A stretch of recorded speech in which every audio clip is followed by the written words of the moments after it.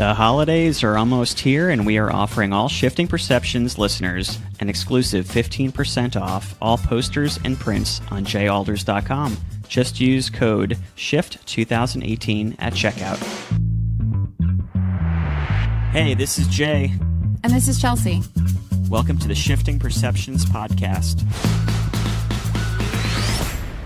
We are bringing you inspiration to live a more creative lifestyle, because our favorite people are the ones that choose the path less traveled.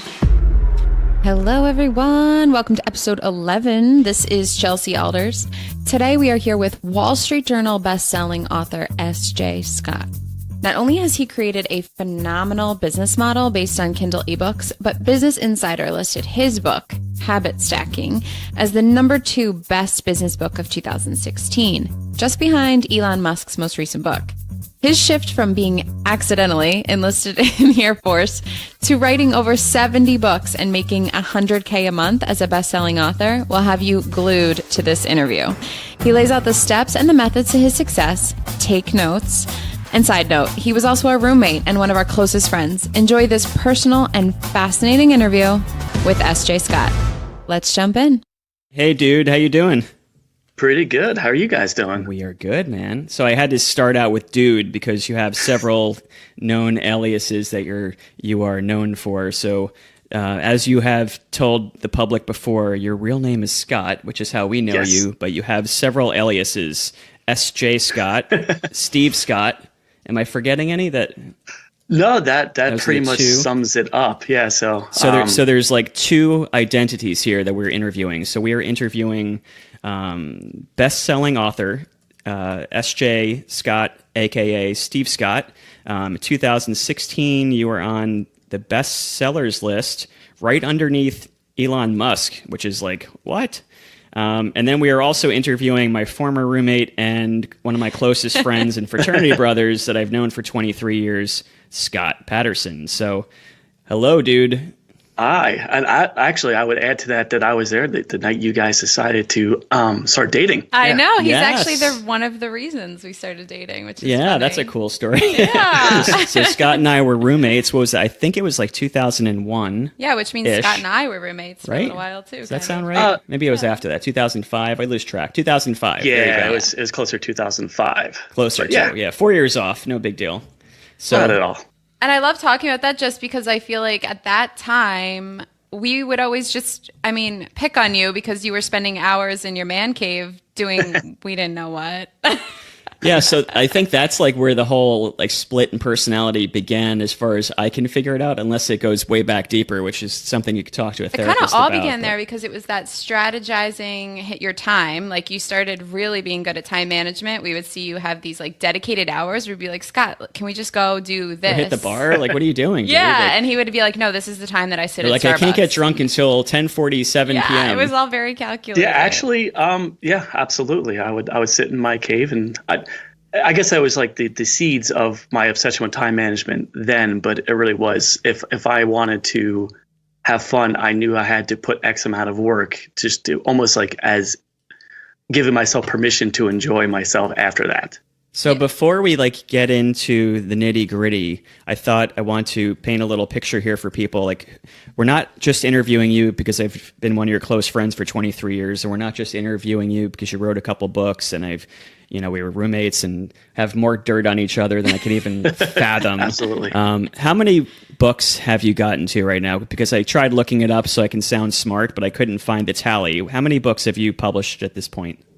I honestly don't know. Okay. I would say it's somewhere north of 70-ish, but it's a lot of like failed experiments, a lot of just stuff I tried that were just short books that like I tried children's books for a while, which you guys probably don't even know about. And that was just quickly, I realized within a couple months into it, it was just, this is not going to work. So I would say in the habits line, there's a good solid 30-ish books. And when I say books, this is kind of with Amazon.com, you can publish anything from like 5,000 words all the way upwards of like 100 to 150,000 words.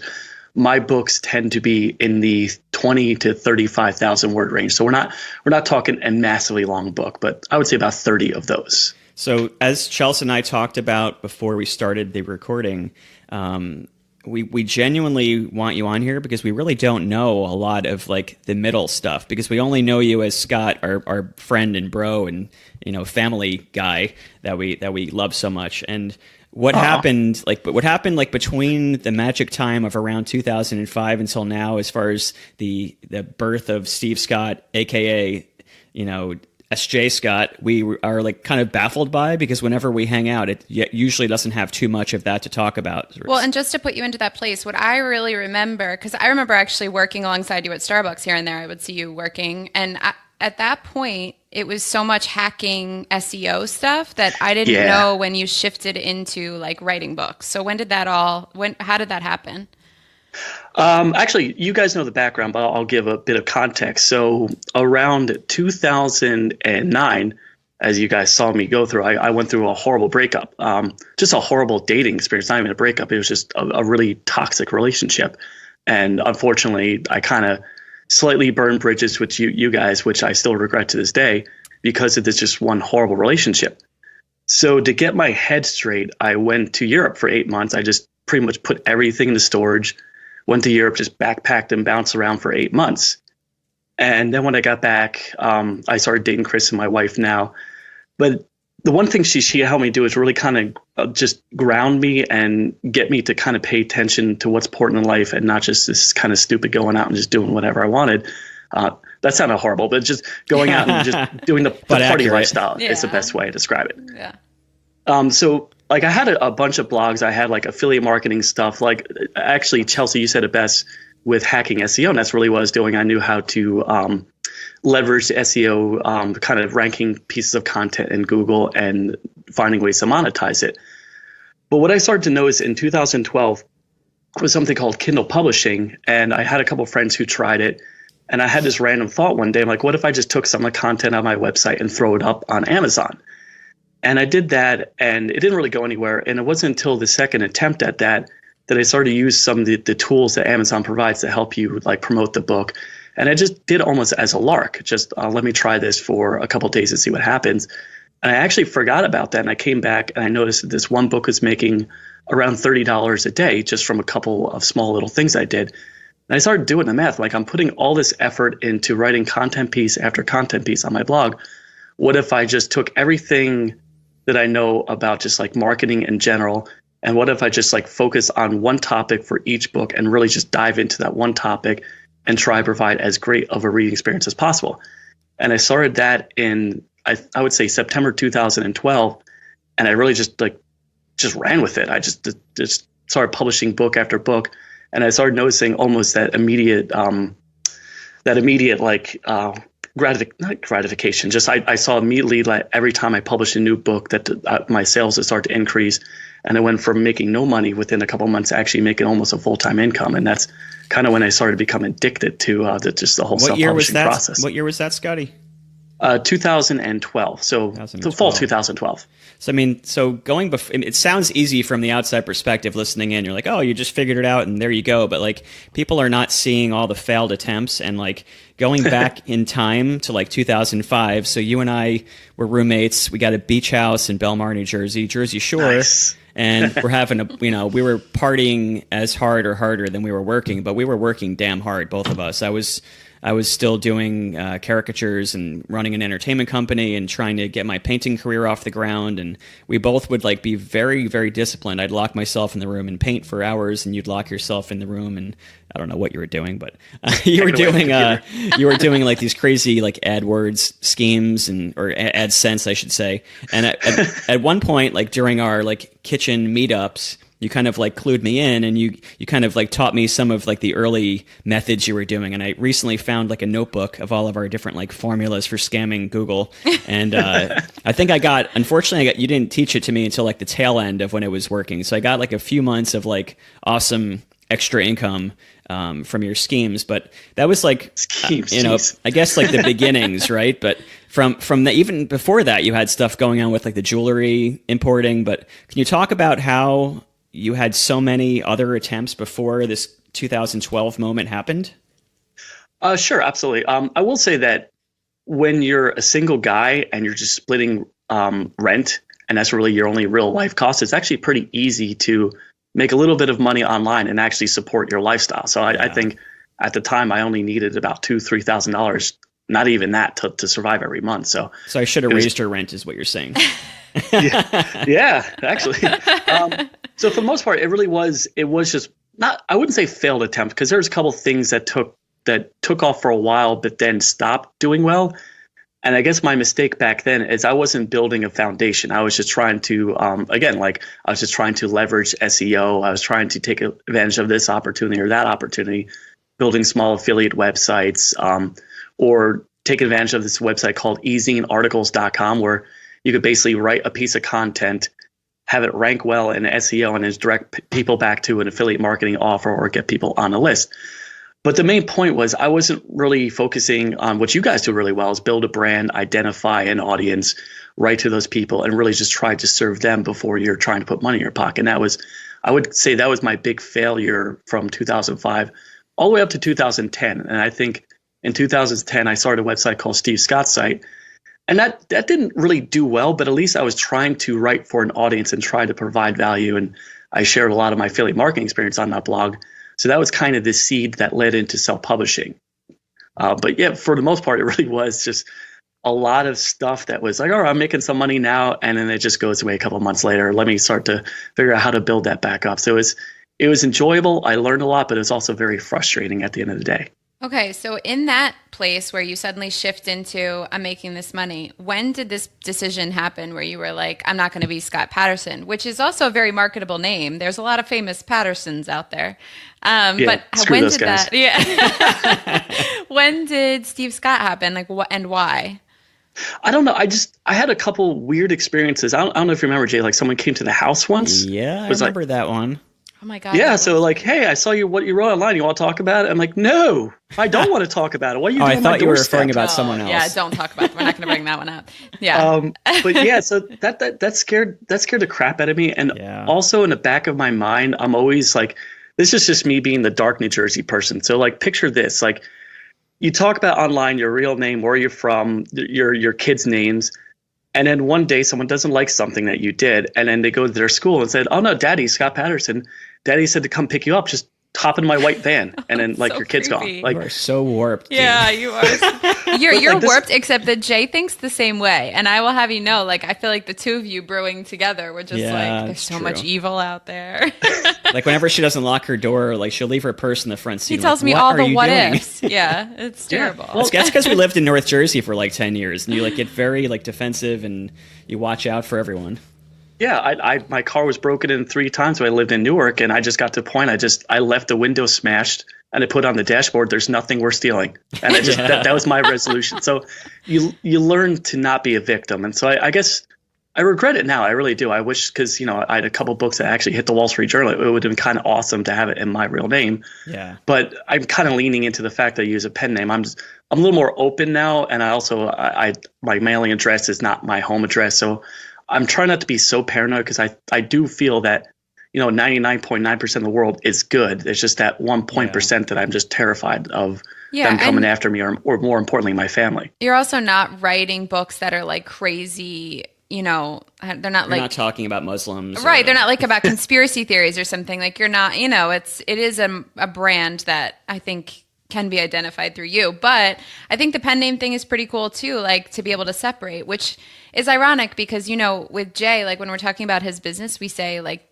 no, Jay Alders, and it's like not him that I'm talking about. We're talking about his brand. So it is interesting to see that parallel of brand versus the actual person. Yeah, it's funny because like even though I don't have like a pen name per se, like my real name is Jason, and like now that I've built my whole career around Jay, I kind of wish I just went with my real name because in college I just decided like the first day of college I'm going to no longer be that like really introverted, nerdy, dorky kid in high school. I'm going to now I'm Jay from this point forward.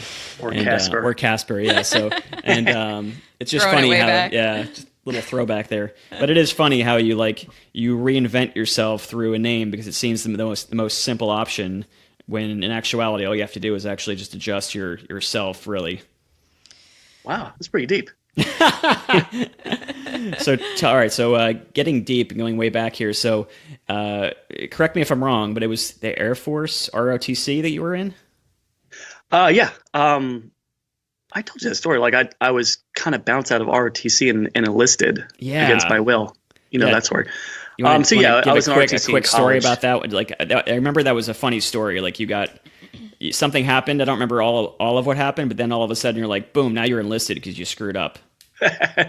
Actually, I've talked a little bit about it with you guys, but also what I'm starting to recognize now, but I didn't back then, is I actually have these like periods of really kind of dark depression, and I don't necessarily really talk about it openly up until recently.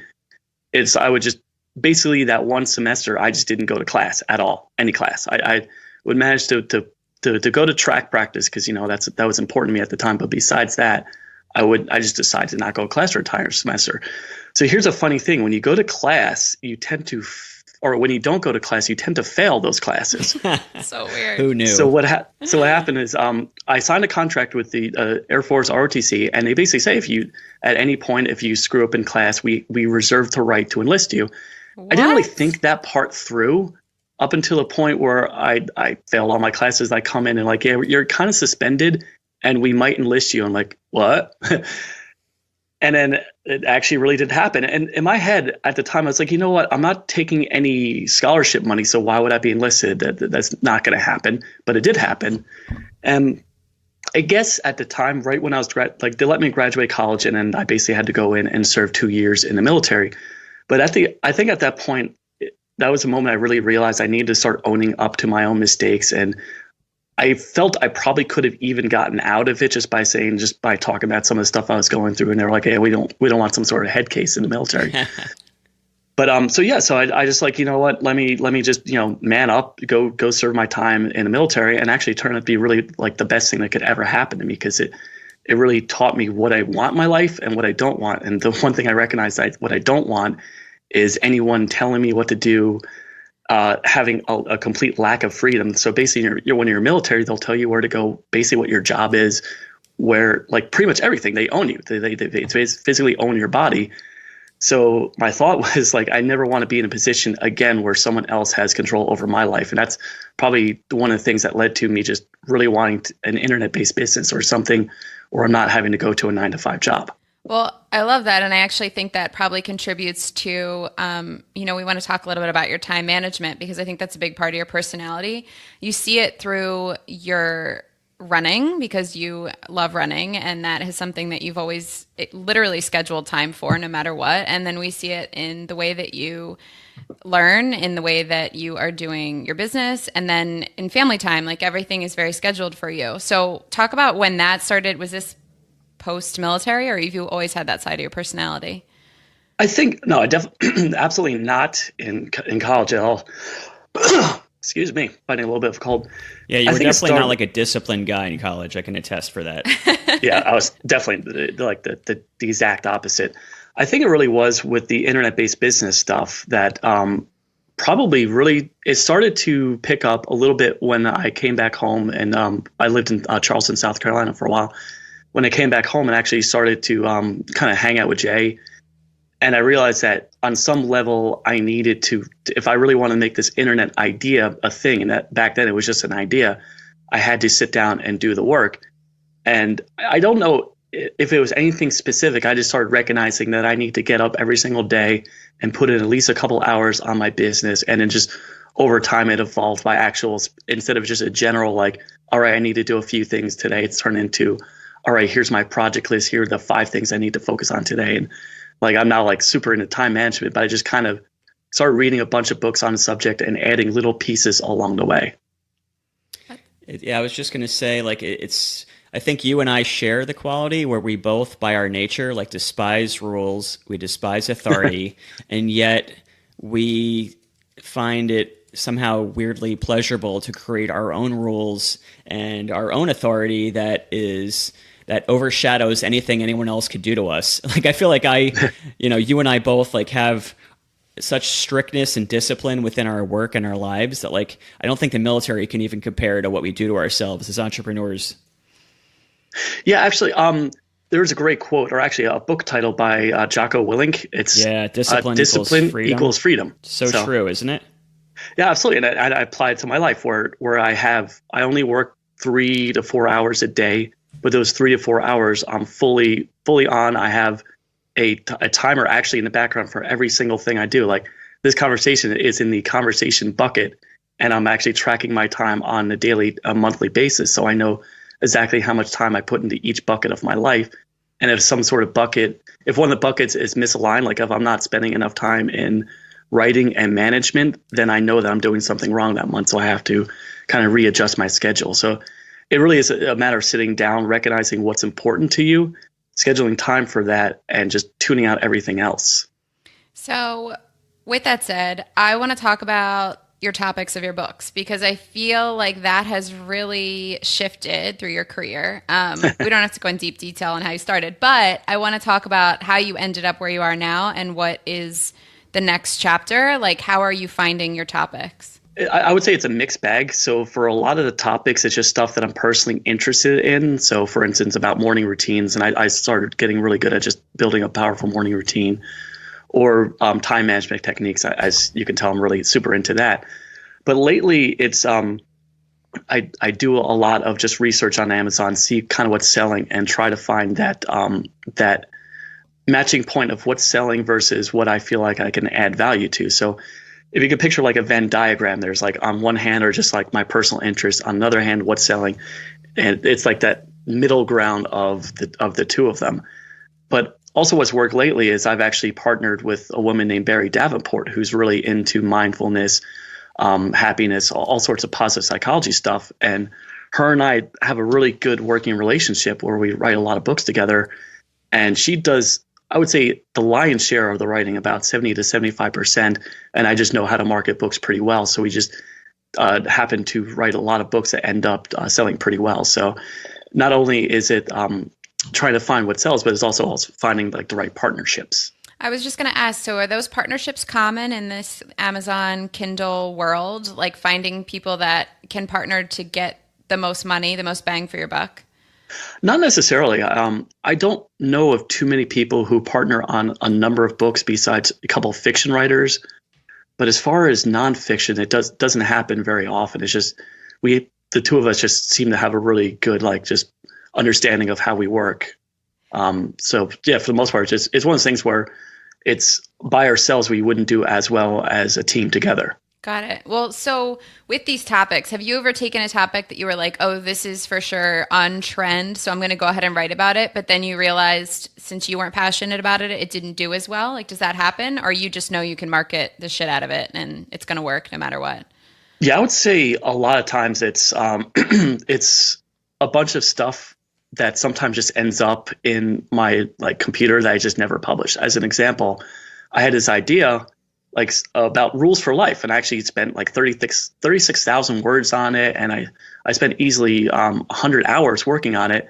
And then Jordan Peterson came out with a book with the exact same title. I'm like, dude, it's just going to look derivative. It's going to look like I'm basically ripping this person off, even though I started the book long before his came out. And after a while, I'm like, you know what, this is just not going to work. So to this day, this is a book just is sitting on my laptop that I haven't published, just because I felt it looks more like it's on trying to take advantage of a trend instead of something that comes from within, even though it was coming from within.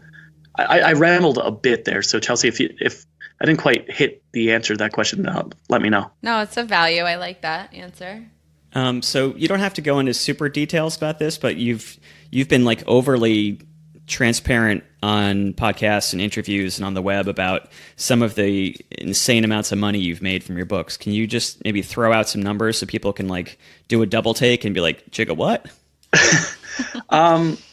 Yeah, that's a hard one to answer nowadays, because I'll give you a little background, then I'll give the honest answer. Sure. So the background is for a while I was making $50,000 a month, sometimes up to $60,000. I have hit a couple months where I made $100,000, but I started to feel that that was lost, that headline was lost in the effort behind it. So it wasn't self-published author works 20 hours a day. It's self-published author makes $50,000 a month. And I did a couple of interviews where it was all about the money, and it just left me with this horrible taste in my mouth. And it really stopped being about just the fundamentals.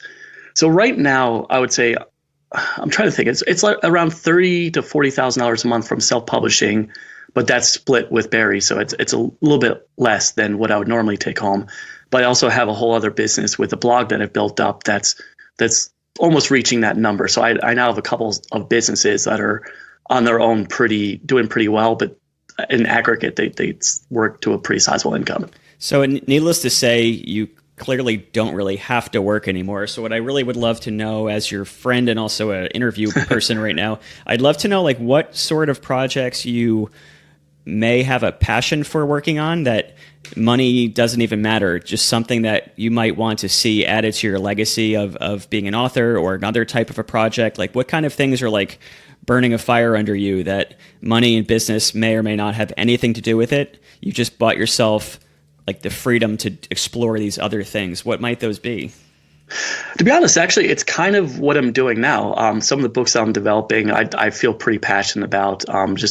It's where my headspace is right now, just about happiness, mindfulness, and just living with more intention throughout my life. And as you guys know, you have kids. I have a 2.5-year-old, so I'm really spending a lot of time with him. And I've really slowed down my life, even though I'm obsessed with time management. I've really slowed down my life to spend on those specific moments. So writing about that, I feel, can add value. There is one book that I want to do, but that's more like a late 2019 project. That's a book almost kind of like what you're doing, Jay. Is I want to write one really like this will be the book that would be my legacy, but because it's going to be my legacy, I want to spend a lot of time on it. But for the most part, I almost treat like internet businesses like a video game or like other types of games where people distract themselves by, sitting in front of a TV for a couple hours. I find it's kind of scary or not scary. It's kind of sad to admit, but I actually like looking at analytics. I like looking at numbers. I like kind of geeking out I'm back in actually the SEO stuff. So I'm building up a website that does leverage Google pretty heavily. So I love looking at keywords and looking at opportunities and then building a team around building up the website. So it's on one hand, like I'm kind of one half of my business. I like the writing part, but the other half is I'm basically learning how to be a manager and how to build something that doesn't necessarily involve me in the process. So it's almost like I'm building a whole new skill set, which is kind of fun and challenging.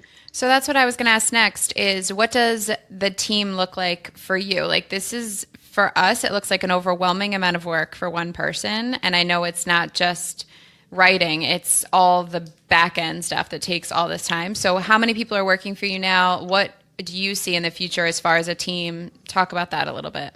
Okay, so I'm going to break it down to two buckets again. You have to forgive me. Like I really do segment my internet stuff on two primary buckets. So are these actual buckets? Because knowing you, they might be.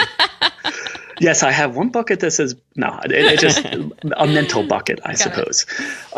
So the first bucket is my book business, and that really is there's no actual full time. I guess there's one team member does both. So that's my virtual assistant from the Philippines, Glory, who does an amazing job just helping me figure out a lot of different things, help me manage all that.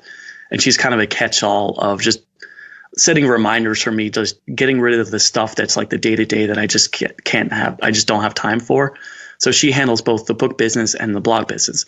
But on the book side, everyone that I hire, they're all freelancers. So I hire someone to do cover design, and I hire a website called Archangel Inc.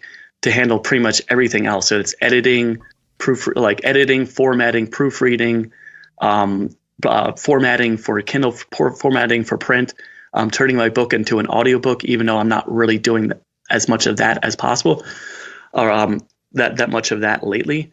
So for the most part, it's just a bunch of freelancers working on the book stuff. So every time I have a book, I send it to them, and then they just take care of it. Now, on the blogging side of things, I have a full-time research assistant. So this is a person who just goes out and researches whatever keywords I come up with. So I say, all right, go out and help me find a lot of studies and various strategies to talk about this one specific strategy. So for instance, like the Eisenhower matrix, which is like it's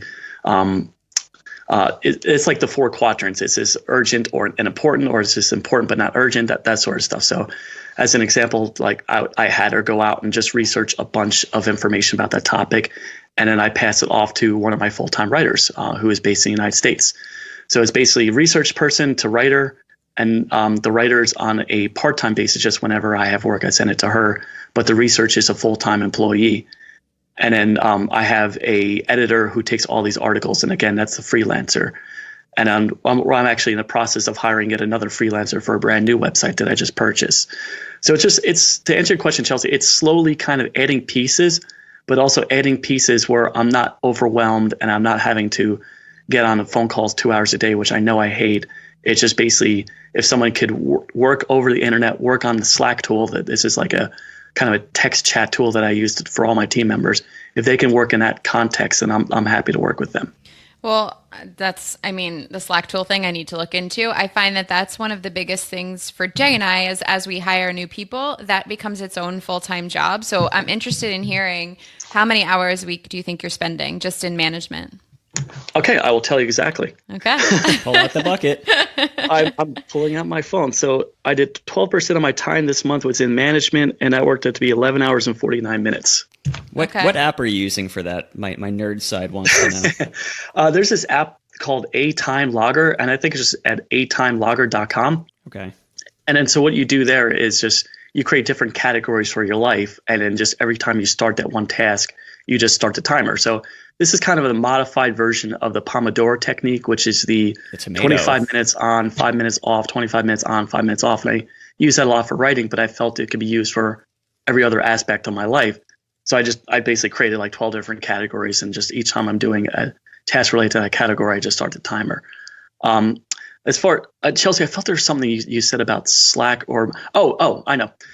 What works for me for managing just people is I'm a firm believer in SOPs, standard operating procedures. So anything I do in my business, I write down a task, like a list of steps, and I put video or images or whatever I can do to convey how to actually do this. So I try to just almost on a weekly basis create more SOPs for my life. So there's no guesswork. There's, all right, just open up this one spreadsheet and just read and do all the SOPs. So I'm just trying to constantly build on that and get it to the point where everything is almost automated on my end. Okay. So with that said, are you finding there's any tasks that just cannot be passed on? Oh, absolutely. I would say writing the books, I still, besides the books I do with Barry, I felt that writing is kind of like where my strengths lie. In certain aspects of book marketing, I'm thinking of like Amazon Marketing Services. That's like the platform that you use to promote books on Amazon. I prefer to do that, even though I know I could hire, because I feel there's a lot of value in doing that task myself. And then obviously like the higher level stuff, like the designing SOPs, even though I do have Glory create them now, or some of them now, like the higher level stuff I try to do. But everything else, in my opinion, is fair game for trying to get someone else to manage it.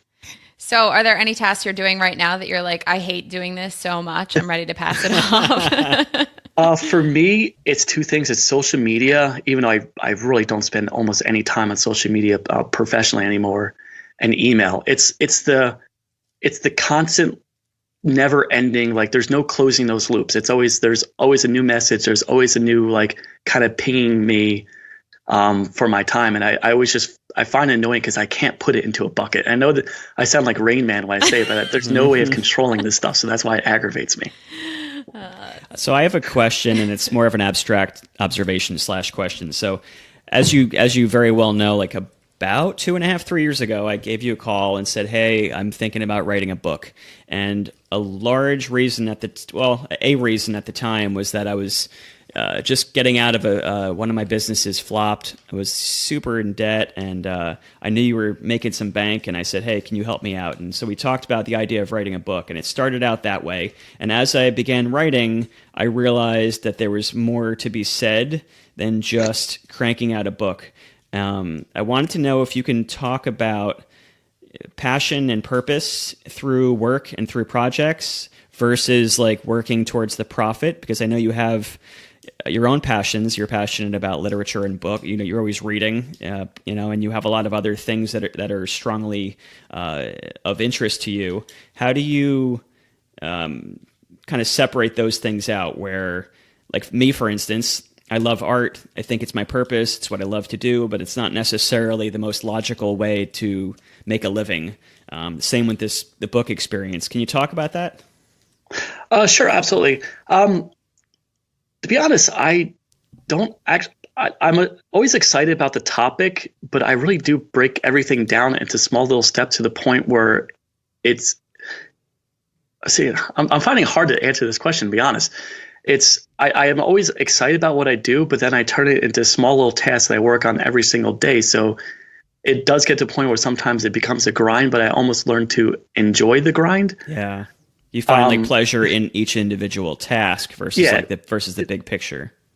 Yeah, I'm sorry if I'm not quite answering the question, but I'm thinking even about the book that I want to write. I'm excited about it now, and I have a journal full of I think it's 10 to 15 pages worth of notes. I'm excited about it now, but I know as soon as I open up a Word document and start writing, it will become a chore. And I think that's where a lot of people go through life expecting everything to be like gumdrops and lollipops. It's at the end of the day you have to put the work, and I'm sure you could attest to that with art. That there are some days where you're not into it, but you do it anyway because that's part of who you are. And I feel like I'm always passionate about everything I do, but eventually it turns into work like everything else. That's definitely a tough one for me too. I obviously love art, but there's so many tasks that are behind the scenes that are not on social media that are just incredibly stressful or tiring or exhausting or time consuming that people don't know about. And it's important to kind of be open about that with people because people have these passions and they want to do it. And it seems so easy looking on the outside, I'm sure. I'm imagining people listening to this and being like, holy crap, I want to start writing some books and doing all this stuff. But I would imagine they would fall under either the category of I have this topic I'm super passionate about, or I'm going to go and grind out the SEO thing. What might be some first steps for either of those type of aspiring authors? Okay, so for me, it always helps with just giving yourself space to think. So going out surfing or going to a park somewhere, just kind of wandering around, bring a notebook with you. And this is something that's really helped me.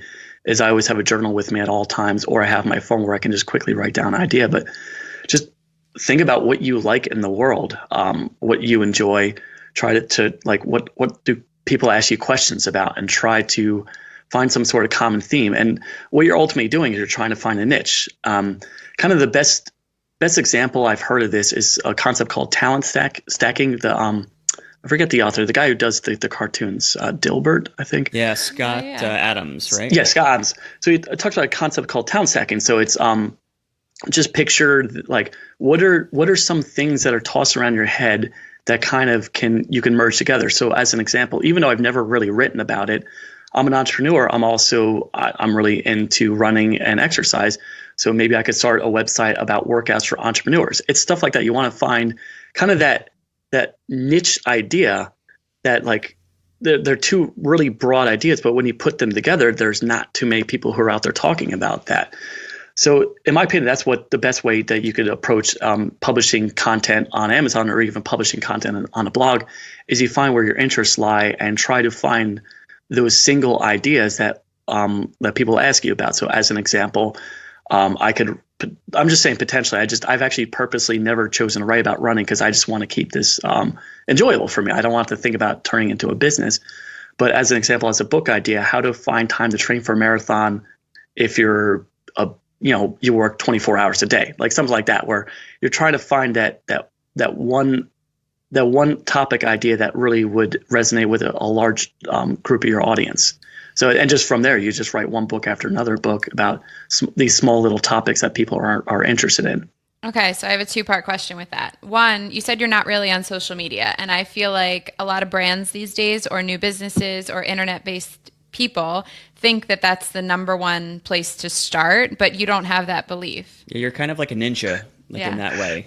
It's crazy, just because from an outside perspective, you have these huge accolades and amazing success, yet you yourself are kind of a stealth warrior. You're just kind of behind the scenes. Makes the Steve awesome. Scott thing make sense. I actually feel like it's a really good fit for you to have this other identity. Yeah. I would say for social media, actually, that's okay. So actually one rule that I really follow almost to the point where it sometimes becomes a detriment. So there's something called the Pareto principle or the 80-20 rule, that 80% of your results come from 20% of your efforts. And what I do also on a regular basis is I try to write down stuff that I know works, that really moves the needle and doesn't require a lot of effort. And I just ruthlessly spend my time in that bucket. What I notice is that social media is not part of it. Now, I do admit that there are some people who really fully leverage social media, but at the end of the day, you don't control social media. So as an example, Facebook is constantly changing their algorithm where people built their entire business off of Facebook 3 years ago, and now they're out of business. And I have a personal friend this has happened to. They had a great business that was leveraging Facebook, and now he's out of a business because there's no more organic reach. So for me, it's just I find just social media to be a little bit annoying, and I know there are people that do it well. I just don't like having the constant what do you call it? Push notifications, dings, chimes, all that sort of stuff. Having to follow 5 different social media accounts and respond to this person, that person. And I know Gary Vaynerchuk loves some social media, but I also figured out that publishing good content, focusing on certain ways to advertise books, and just knowing how certain things work. There's only a few things I personally need to do to make my business successful. So I just purposely choose to focus on those things and put blinders on everything else. So do you remember in the beginning of that viral Facebook world where everyone was trying to make money doing that, there had to be a decision made there, like that you were like, I'm not going to spend my time there. Do you remember those? Like, did you dabble for a little while? Oh yeah, I totally did. I actually started a Facebook group. I still have the Facebook group. I just haven't really done much with it. I've actually tried a number of times, but it's not genuine to who I am as a person. The only time I really go on Facebook, as you guys see, is just to rant about politics, which we'll leave that aside. Yeah, please. That's really it. Like occasional photos of my son and my wife, political rants. Yeah, that's about it. Or something really snarky. That's my entire social media, or at least my personal life. But professionally, I don't know. It seems disingenuous to who I am. So after a while, I would focus on just writing, and I would focus on bookmarking, and I always have a task to do stuff on social media. But I would always leave it at the end of the day, and then I'd forget a couple of days, and then maybe a week would go by, I post something, and that didn't really go anywhere. But after a while, I'm like, you know what? I'm not doing a damn thing on social media, and the books and the blog stuff is still doing well. So why do I even bother? And it just became this almost like an organic thing where just over time I realized I just personally don't need it.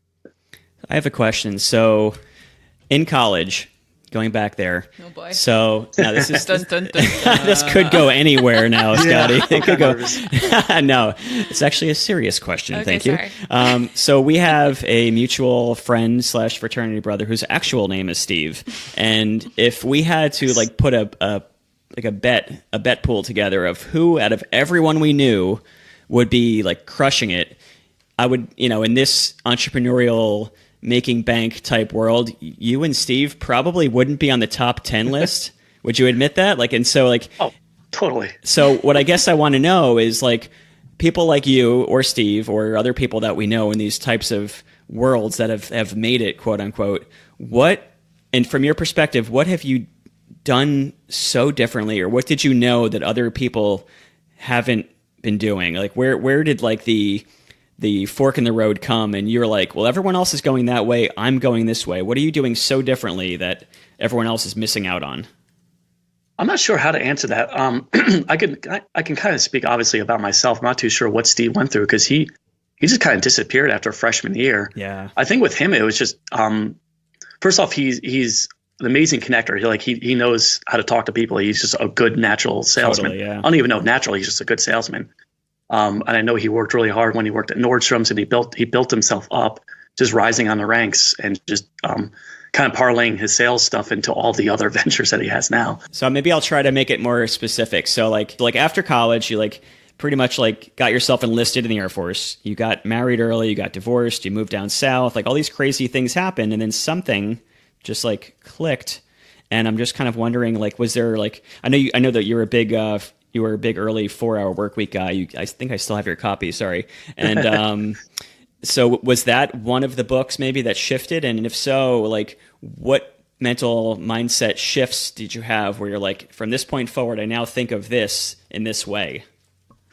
I didn't put a name on it, but there's a book by Angela Duckworth called Grit. And I think maybe that's the one thing that I have that a lot of people didn't have or don't have. Okay. Is I'm willing to just make an insane amount of mistakes. Like I make an average of like 4 or 5 mistakes a day. It's still to this day. I screw things up constantly, but I'm not afraid to make mistakes, kind of shrug my shoulders and get back into it. And it really was just, I learned from the internet business that like things will go wrong. They'll go horribly wrong sometimes, and things will just you'll wake up one day and your entire income source is just gone overnight. Now I put a lot of buffers in my life now where I everything I make, I tend to just stow it away like a squirrel. But back then, I just learned that you could take your lumps, and nothing really bad happens when you take your lumps. Or at least for me personally, as a single guy, there's nothing that was catastrophic in my life. And once you learn that you're in debt and everything fails, there's really only so much lower you could possibly go. And so I guess I just learned that the worst possible outcomes a lot of times just aren't really all that big of a deal. And I guess just over time, I learned what the concept of grit is about. You just learn how to keep on taking your lumps and keep pressing forward. And maybe just I'm trying to analyze myself. I think also just from being a runner, you're kind of always suffering a little bit when you're running, especially marathon training. It's not a fun thing, but it's fun, but it's horrible at the same time. So I guess just always through my life, just running, you're always kind of suffering a little bit when you're running. So maybe that just taught me something about just sticking things out.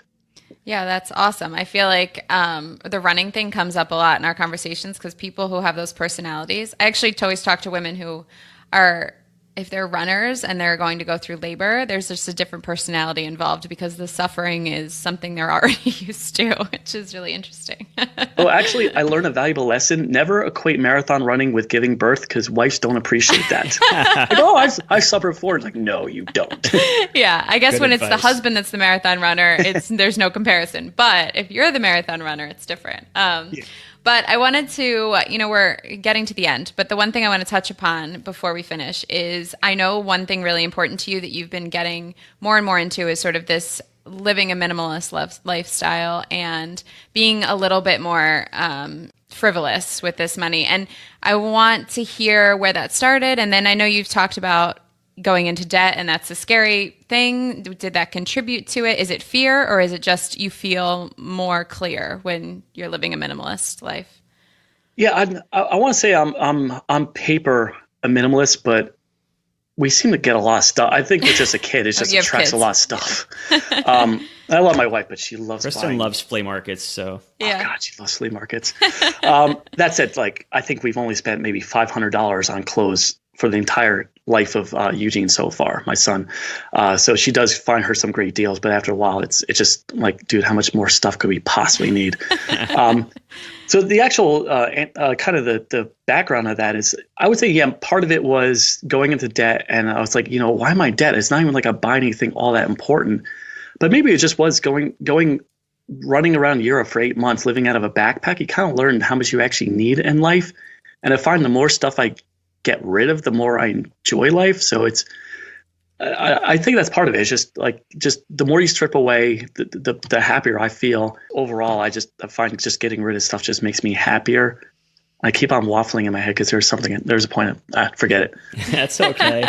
What do you think most people on that topic, what do you think most people are doing just atrociously wrong when it comes to living within your means, being frugal? Because I know you were passionate about those topics. I think what occurs to me is I'm actually a little bit just disgusted by just the consumerist nature of our society. And I won't point fingers in any direction. It's just our incessant need to get more stuff to fill a hole that could be filled by doing other stuff. It's just getting outdoors, spending time with others. And the more I read about gratitude and mindfulness, the more I really appreciate.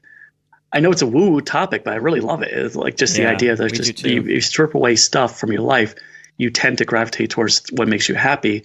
And I think our world's basically being destroyed by people with this need to get stuff.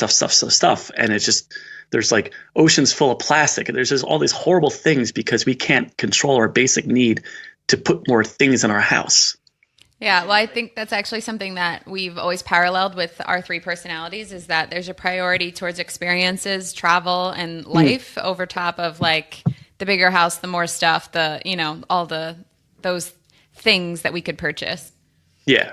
It's hard though, because I do live in a nice house. My wife loves to fill it with stuff, but it's also I know at the end of the day she's buying stuff that we'll actually need. So I don't complain too much, but just on podcasts. Yeah, it's only on podcasts. Yeah, just live in front of everyone. Vent my marital problems on podcasts. But I would say overall, I do like the idea that she's she's reusing things that people might have just tossed out. So we almost never go out and buy something new. It's always if he has toys. My son is toys that other people are getting rid of, and I live in Bergen County where it's pretty affluent people, and they'll throw away whole closets full of their kids' clothes that the kid didn't even wear. We're like, okay, we'll take it. And now she's got a point that things that Eugene is growing out, she's actually starting to give to her friends. So it's almost going through like these 4 iterations of people using it. So I think that's kind of neat. Talking about like the kind of saving stuff away as a squirrel and like learning to live on the road and all those types of things. So what have you seen as being the biggest differences from traveling around Europe, for instance, as opposed to living here? Kind of just what I said. I would say not even Europe. Like I went to Africa, went and climbed Kilimanjaro a couple of years ago. You realize that people get by on a lot less than you could possibly imagine. So in our society, what is quote unquote a need isn't really a need. It's just something that advertising has made us believe that we absolutely need in our life, which is really not true. Like I have an iPhone 4 or 5. It's something ridiculously old. And the guy at the store the other day, like I tried to change plans. He kind of laughed at my janky old looking phone. I guess the point is we don't need as much things in our life as society makes us believe. Any words on how Dungeons and Dragons has changed your life, Scott? So this was like the big secret. Like when we were living together, we were at a bar one time, I think it was, and you were like, bar A. Bar A, right? And you were like, no, it was in Florida. In Florida. We're on one of our many vacations, and it's like, Jay, I got to tell you something. It was like I was coming out or something. Yeah, it was like this huge secret. You're like, dude, on Sundays when I disappear, I'm actually going to play Dungeons and Dragons. Which is funny because I feel like now that I'm a grown adult, I've uncovered so many people in my world that play Dungeons and Dragons or have. Which I find not as funny as I did then, but now we're doing an interview. I'm wondering like has playing that game, which I know nothing about, has the strategy in that actually contributed to your life? Because I really don't know what you do in those games besides watching like Stranger Things. Like has playing that game helped you? Oh, absolutely. I would say on 2 levels. So first off, some of my best friends, obviously not you guys, but some of my other best friends I've actually made through Dungeons & Dragons. So all my childhood friends in high school, we all played together.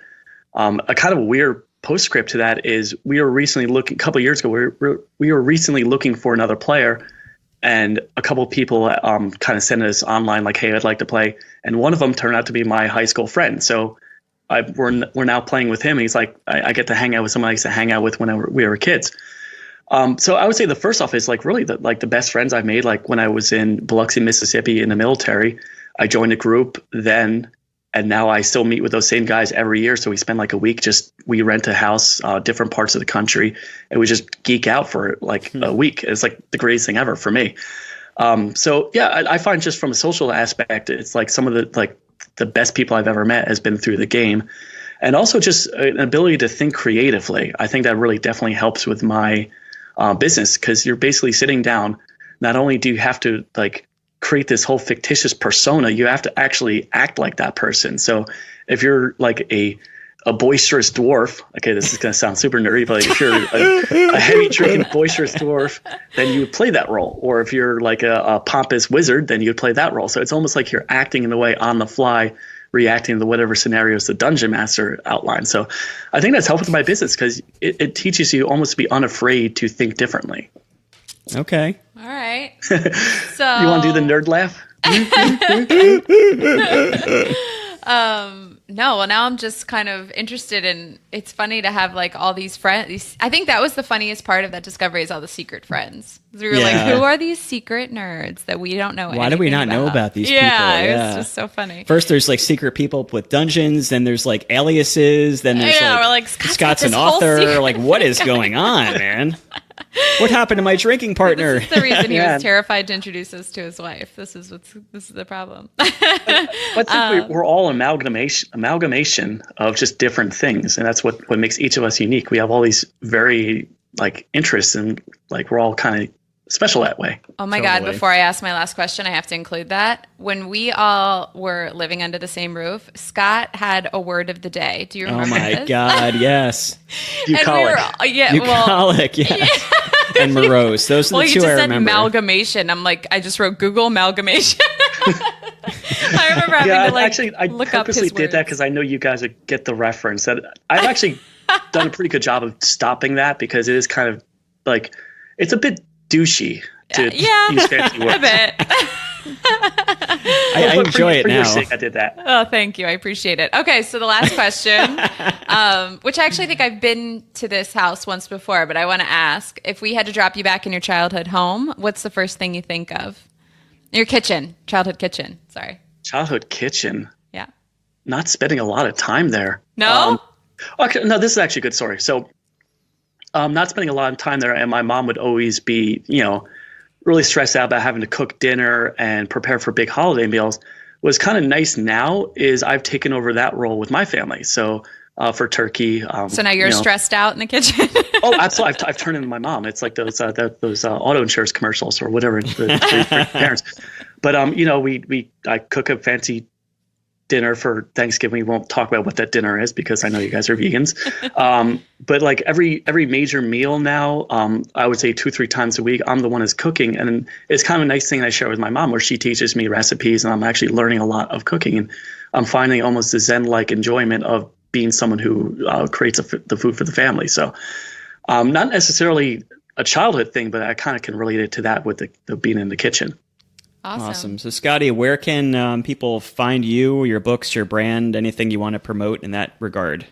Probably the easiest, just go to habitbooks.com, and that just redirects to all the books I have and also my website, Develop Good Habits. Awesome. Thanks, Scott. Dude, thank you, brother. Well, Steve or Scott or whoever you are. SJ. Yeah. Really appreciate it, man. This is awesome. Yeah, you're a great friend, fraternity brother, and mentor, and I appreciate all the different amalgamated. What's that word again? Amalgamation. Is amalgamated a word? I don't. I love all your whatever that word is, amalgamation of different roles that you play in our lives. Amalgamation. See you here, guys. All right, thanks, Scott. We'll talk to you later. Thanks, brother. Bye. Bye. Thank you so much for listening, guys. We appreciate you. If you like what we're doing, could we ask you to go to iTunes and leave us a nice review and rating? It really helps us and helps other people to know that we're providing a good podcast for you. If you'd like to find us on social media, you can find us at Shifting Perceptions Podcast. You can find my artwork at jalders.com or me on social media at jalders. You can find my beautiful wife, Chelsea, on ommamasdoulas.com or on social media at ommamasdoulas. And if you'd like to join our newsletter or find episodes online with show notes, you can go to shiftingperceptionspodcast.com. Until next week, talk to you then. See you guys. Thanks so much.